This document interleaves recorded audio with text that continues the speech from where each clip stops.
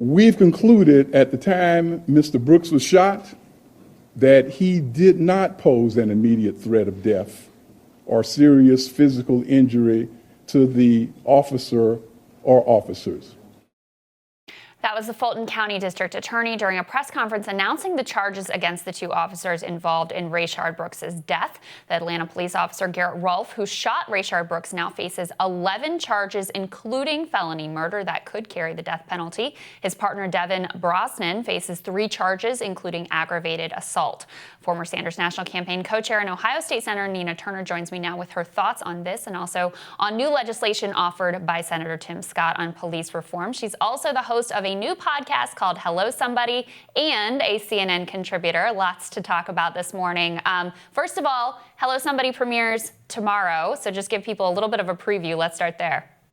It does, Chris. I'm really excited about it. I mean, we are going to have conversations about what is happening to working class folks in this country, what it means to really reform, have revolution. We're going to inspire. It's going to get serious and heavy, but also have pathways to hope.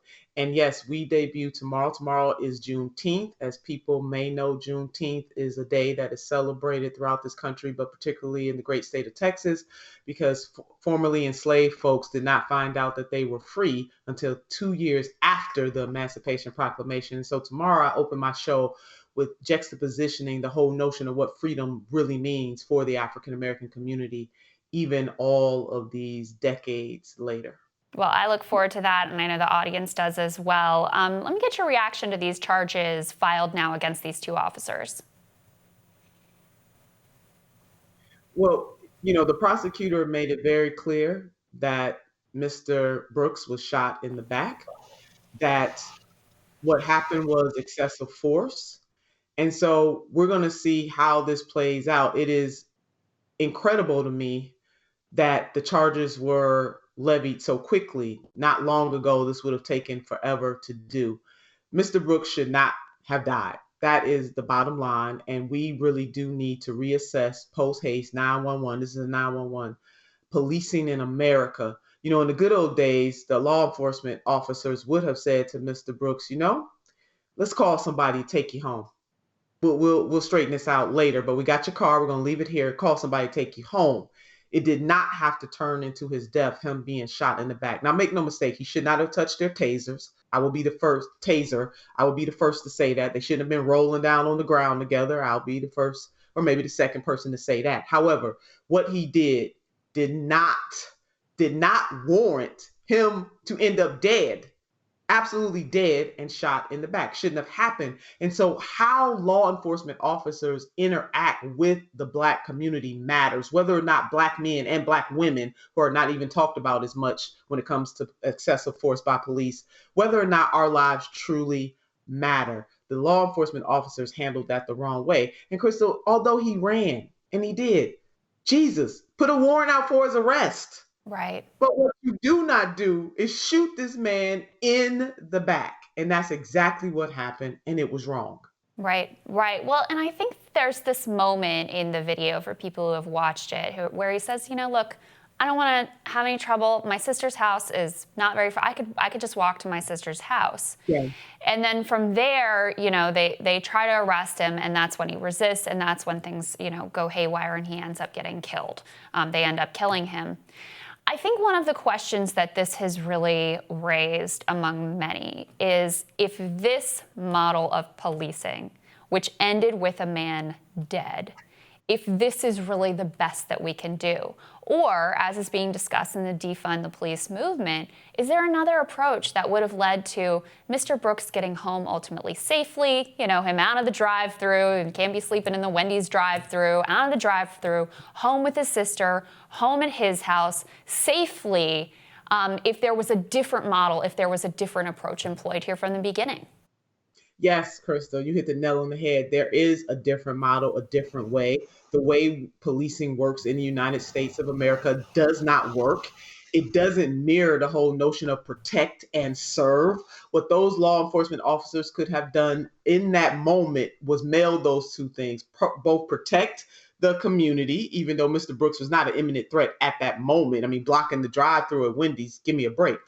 and serve. The service part would have been to do the things that I just talked about, which is, hey, let you get home, let's call somebody. And you're right, he was trying to de-escalate the situation. I thought the initial interactions between both parties, it started off on the right track. And then it went horribly wrong, ended up with him being shot in the back and Mr. Brooks dead, all because he slept it off in a drive-through at a Wendy's. We have to do better. There is no other choice right now, Crystal. None. Zero. We must not only reform policing, but revolutionize it. And that requires a deeper dive into tearing down the current systems, the way that we look at policing in America, and doing it a different way. And that's really what defunding the police movement is really all about at its core. I mean, some people, may have some other thoughts about it in terms of abolishing the police, that's on the other end. But the defund movement overall itself is about taking those same dollars and investing them in things that edify, education, social services, etc., things that edify. But we do need a paradigm shift, and we need it right now. This is pretty remarkable. I just saw this morning. CNN dug up an interview with Mr. Rayshard Brooks from just a few months ago before he lost his life, where he's talking about serving time in prison, coming out, trying to restart his life, just how hard it was to get a job to try to provide for his family, and the sort of resources that he would have liked to have had available to help him get his life back on his feet. In the spirit of, remembering this as a human being, right? A complex human being who had hopes and dreams and also thoughts about this system that ultimately failed him and took his life. Let's take a look at a little bit of that interview. Well, I just feel like some of the system could, look at us as individuals. We do have lives, it's just a mistake we made, and, not just do us as if we are animals, lock us away. I've always been the type of person to, if you do some things that's wrong, you pay your debts to society. Nina, what do you make of that interview? Absolutely. I mean, that really shows us a part of who he really was, and the understanding that people do make mistakes, but it shouldn't be held against them for the rest of their lives. And the point that he made, Crystal, that really got to me about being treated as human beings, that has been a thread that has layered throughout the African American experience in this country. The whole notion that we just simply want to be treated like human beings and have agency, be respected in the United States of America. That is not too much to ask. So that is really at its core. It just has me, just kind of a little emotional just to hear him say that. I mean, he's admitting, listen, I'm not perfect, but I want to be treated like a human being. And furthermore, people have consequences to their actions.